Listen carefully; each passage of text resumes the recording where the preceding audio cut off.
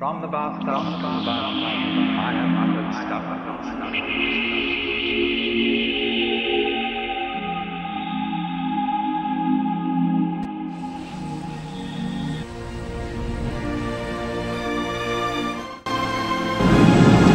Final inspection team and quasi crew have entered the pad. Copy that.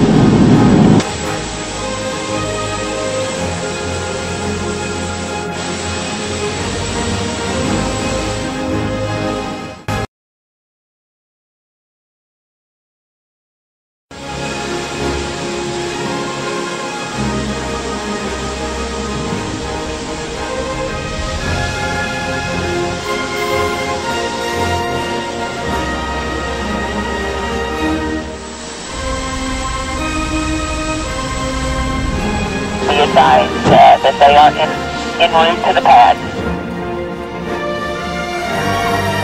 And here comes our STS-132 Atlantis crew.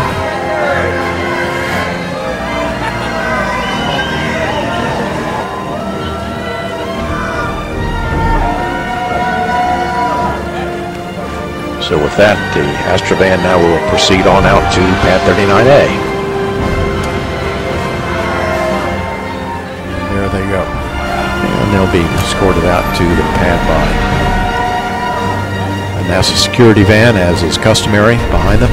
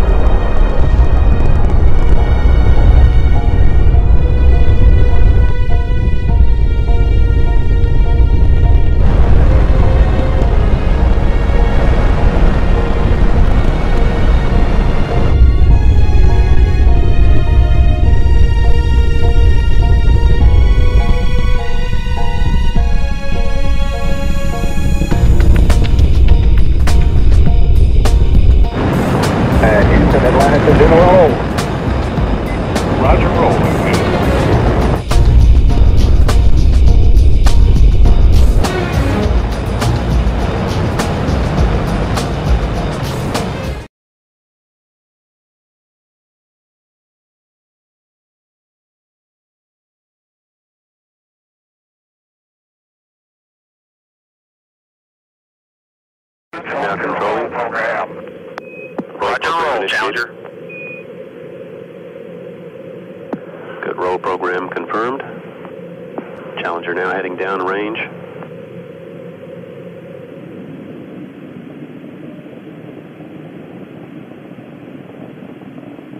Engines beginning throttling down now at 94%. Normal throttles for most of the flight, 104%.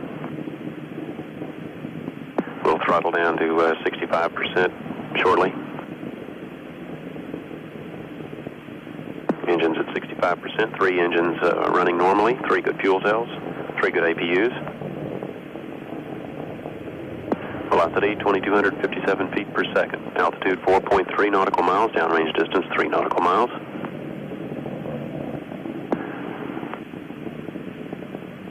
Engines throttling up, 3 engines now at 104%. Challenger, go at throttle up. Challenger, go at throttle up.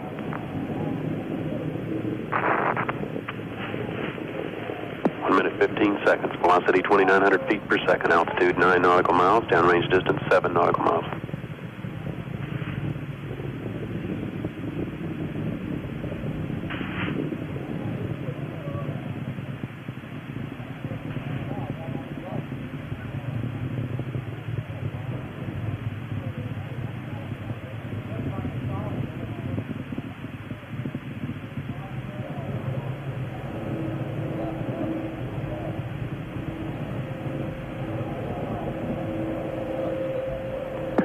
Flight controllers here looking very carefully. trajectory. Go ahead. Trajectory final. Flight final filters got disconnect sources. Where we are. Flight DC, we land native contact, lost family. Okay, all operators, watch your data carefully. Flight final until we get stuff back. He's on his key card for board routes. Procedures, any help? Negative flight. Controllers here looking very carefully at the situation. Obviously a major malfunction. Flight DC, major downlink. Copy. We have no downlink.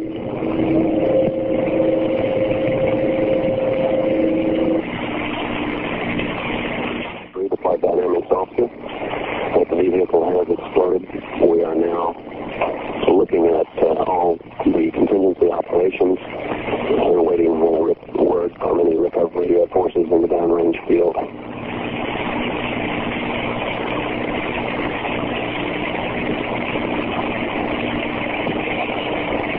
Flight final, for what it's worth, filter shows in level water.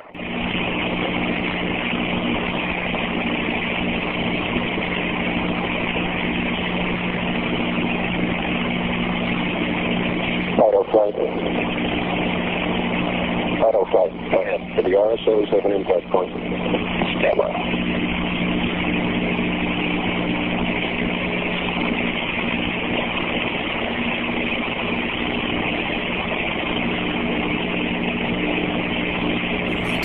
The shuttle Challenger exploded about 74 seconds after takeoff, killing all 7 astronauts inside. Or did it? It turns out that 6 of the 7 are still alive and kicking today. Ellison Onizuka claims to be his identical twin brother, Claude. Yeah, I've got an identical twin brother, Claude, too. The Challenger pilot, Mickey Smith, hasn't even bothered changing his name. He's now Professor Michael J. Smith of University of Wisconsin. Now, Krista McAuliffe was a bit of a sneaky one. She was the Challenger payload specialist, quite famous for being a teacher. It turns out during her astronaut days she was using her middle name, Krista, and now she goes by her first name, Sharon, and she's a Syracuse law professor. The Challenger commander, Francis Richard Scobie, is now Dick Scobie, which sounds like a rather unpleasant disease, CEO of Cows in Trees Limited. Judith Resnick, the Challenger mission specialist, again hasn't even bothered changing her name. She's a professor at Yale Law. And finally, Ronald McNair, another Challenger mission specialist, claims to be his identical twin brother, Carl McNair. What are the odds?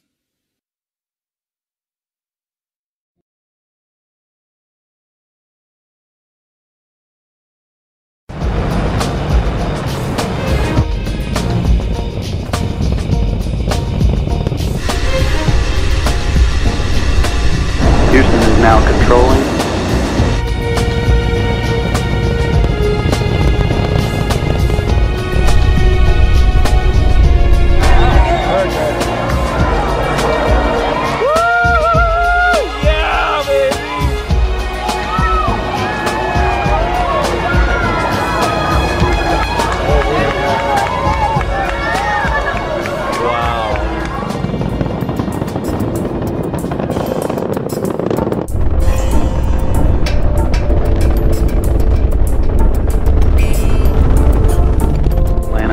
Down position on course for a 51.6 degree, 136 by 36 statute mile orbit.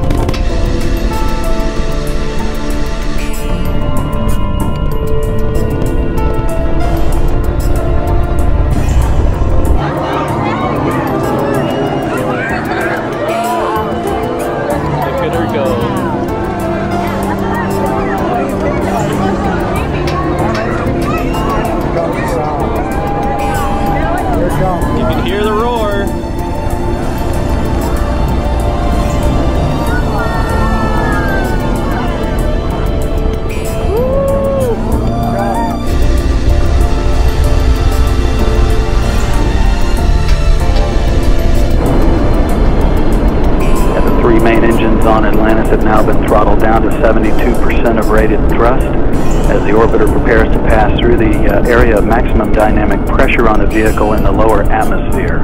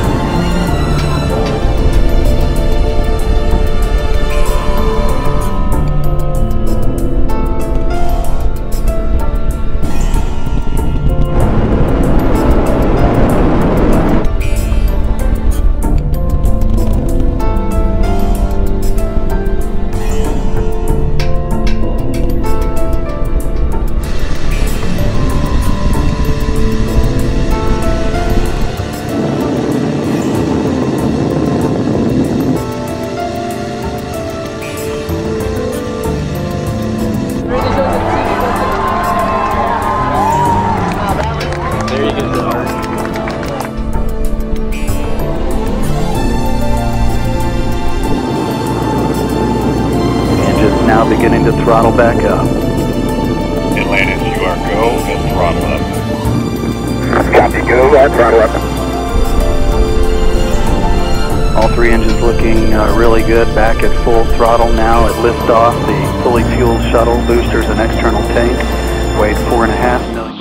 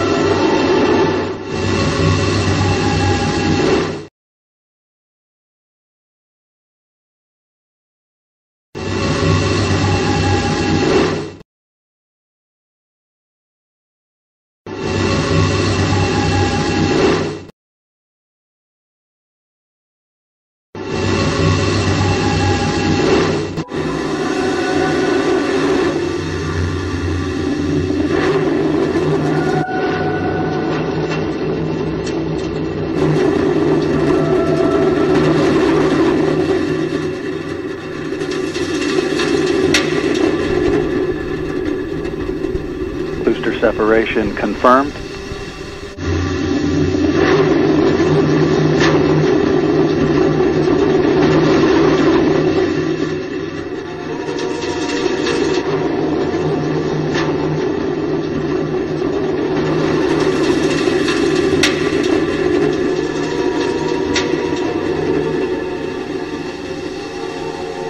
The onboard guidance system has done its job of settling out any of the dispersions that have been introduced at the booster separation.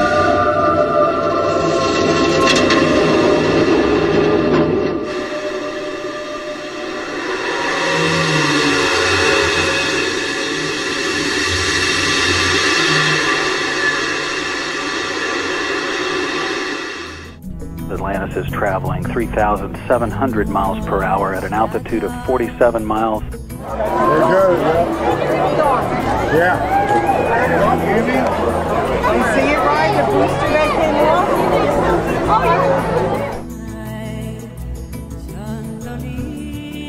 This view from a camera on the external tank looking down the length of the orbiter. You can still see that little dot there.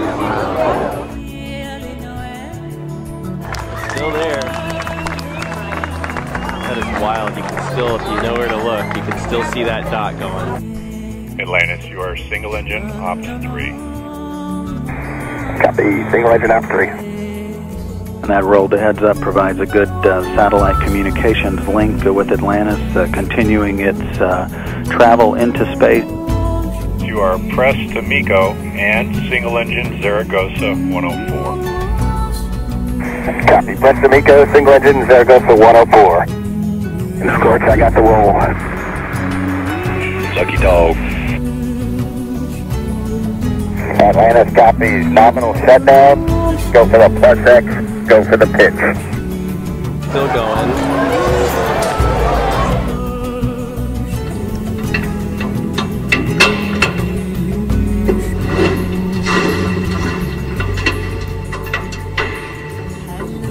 Atlantis is now traveling 13,000 miles per hour, 580 miles away from the Kennedy Space Center at an altitude of 340,000 feet. Atlantis can reach orbit on one engine now should two fail. However, all three are still in good shape. Atlantis is traveling 15,500 miles per hour, approaching 8 minutes into the flight, downrange 740 miles at an altitude of 64 miles. Plasma. Oh, are they burning out, Nico?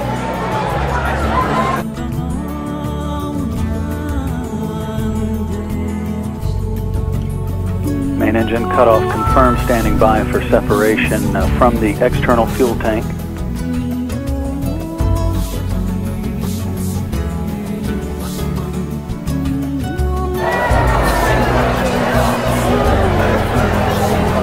There they go.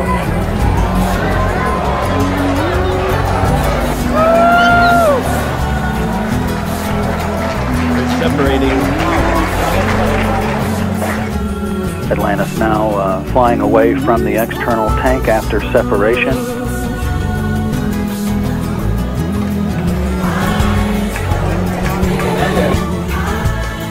+X burn maneuver being performed by Commander Ken Ham. Nominal MECO, ohms 1, not required. Preliminary ohms to TIG will be 37:30. Wow, look at that.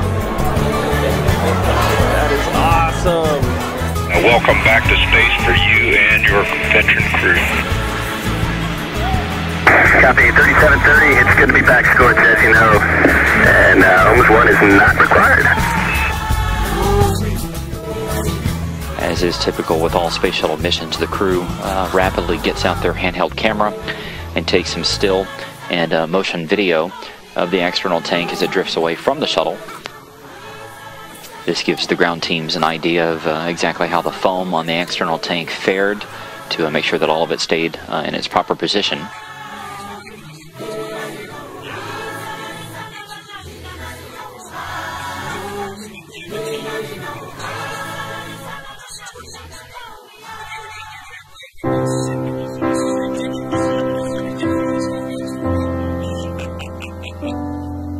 You can see some of the cryogenics from inside that tank still venting as the tank separated from Space Shuttle Atlantis. That tank also has what are known as tumble jets installed on it that enable the tank to basically flip end over end to ensure that it actually breaks up as expected as it goes back down into the Earth's atmosphere. It disintegrates. And wow, what a ride. I was really digging, like, no master cautions. That was a cool thing. Yeah, that was fantastic. Not a one. Yeah. Nothing. And we appreciate all the folks working the ball bearings down in MCC and LCC to get us off the pad.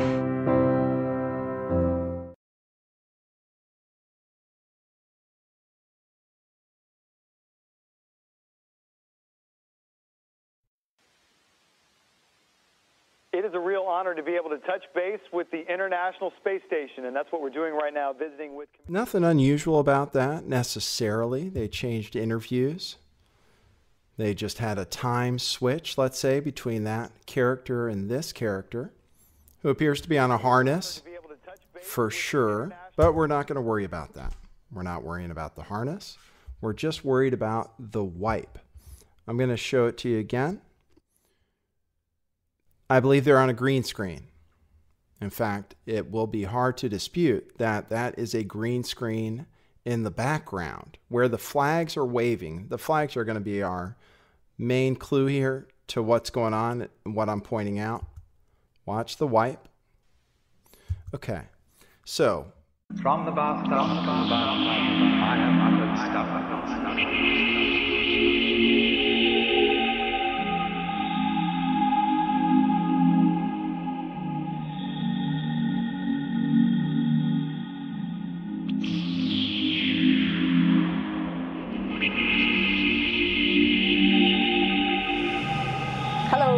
I'm Sunny Williams. I'm up here on the International Space Station. So this is Node 2.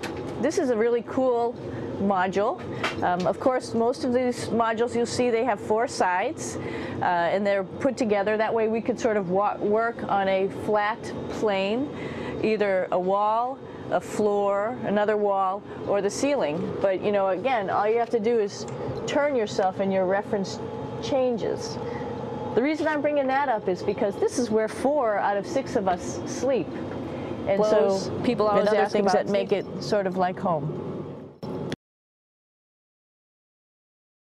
Going to stand up straight while you're up in space.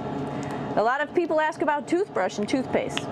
So luckily enough, toothpaste, you can do it upside right this way, is sticky, and so it sticks to your toothbrush, no problem. Another cool thing. Hi everyone, my name is Kimiya Yui, Japanese astronaut. Hi Paxi, welcome to the ISS. Today I'd like to explain how we brush our teeth on orbit. But before that, let's take a look how we brush our teeth on Earth, okay?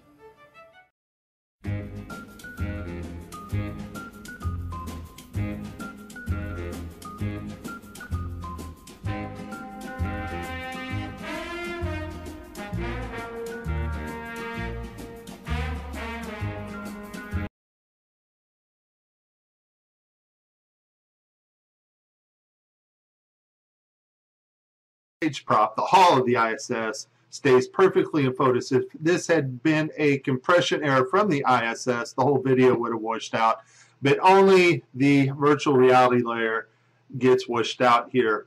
Also note, you can see the green screen behind the guy right about here. When he's there, it is, the green screen right there behind him starts to show, and then they cut to mission control. So this is Mike destroying the fake station once again. Please like and subscribe. Thanks a lot, dear Mike. Yeah, I already liked and subscribed, and I encourage you, dear people, to do the same and to think about what you have seen today and have a look at my other videos as well. God bless you guys. It's flat, you know.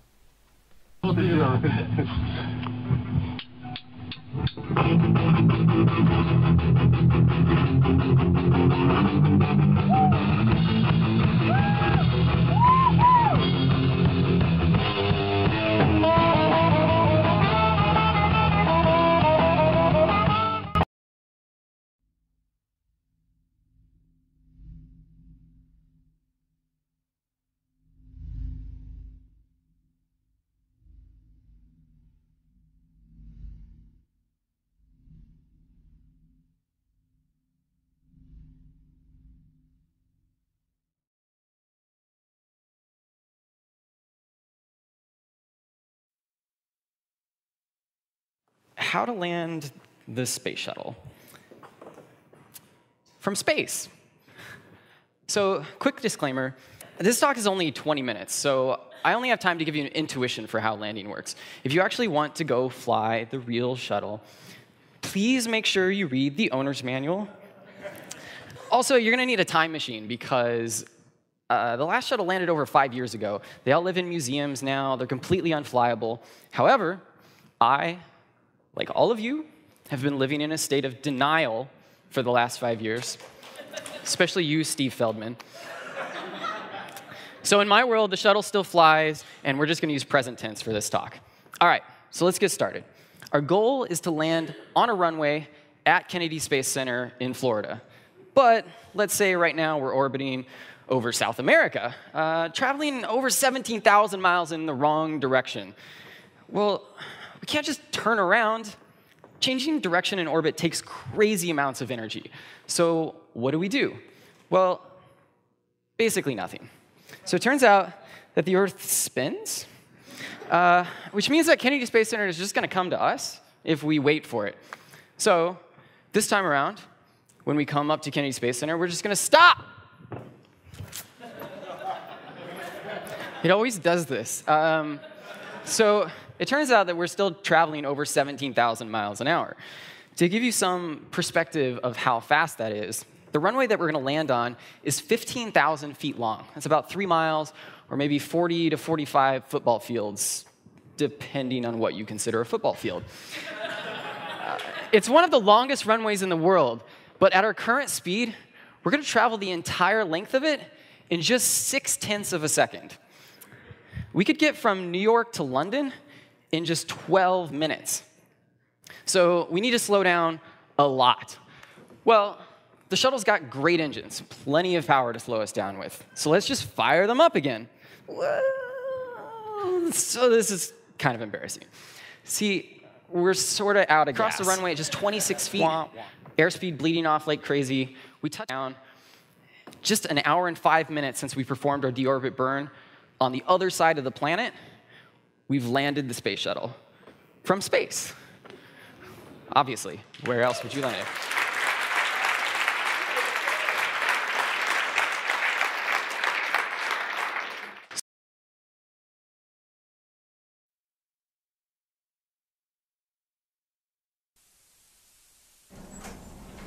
We are back, and you're looking at a live picture from NASA right here in eastern Kern County as the Space Shuttle Discovery comes home from a very long trip in space to the International Space Station, a mission that began August 28th and covered some 5.7 million miles. Isn't that a beautiful shot as the shuttle streaks back to Earth for a landing at Edwards Air Force Base in eastern Kern County.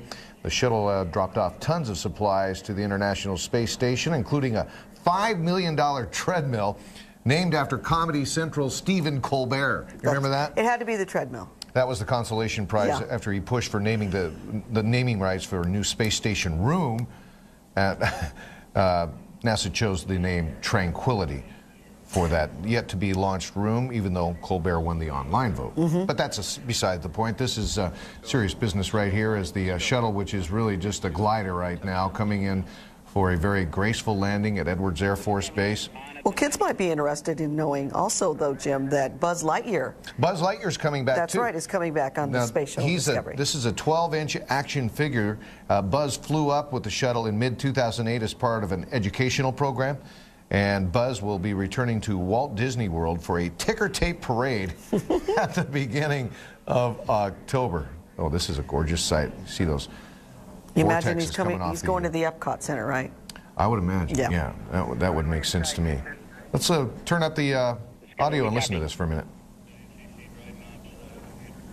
And they are on final glide path right now as they approach Rogers Dry Lake Bed. The same view that Rick Sturko and Kevin Ford are seeing now that we're aligned with runway 22. 1 minute until touchdown.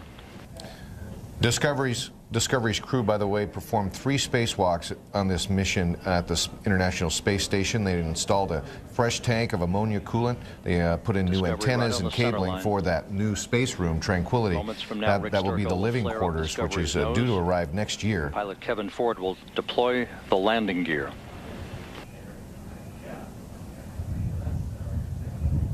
It's always quite a sight to see the shuttle come back. Now, you know, NASA prefers to have the shuttle land back in Florida, and for a couple of good reasons. It takes them about 8 or 9 days to get the shuttle mounted on top of a Boeing 747 for that piggyback ride back to Kennedy Space Center, and that costs NASA about $1.7 million every time they have to do that piggyback ride from Kern County back to Kennedy Space Center.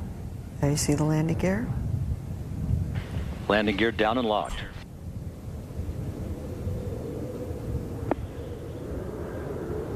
And that's touchdown.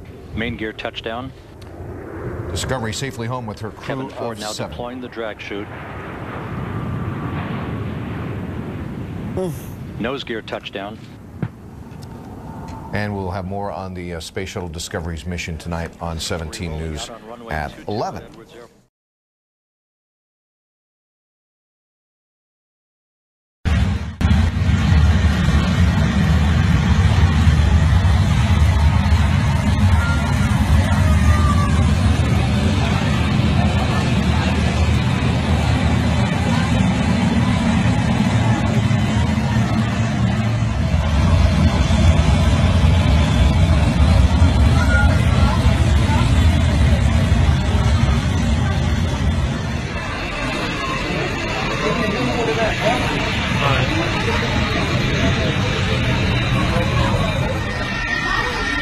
نسوي في المطار.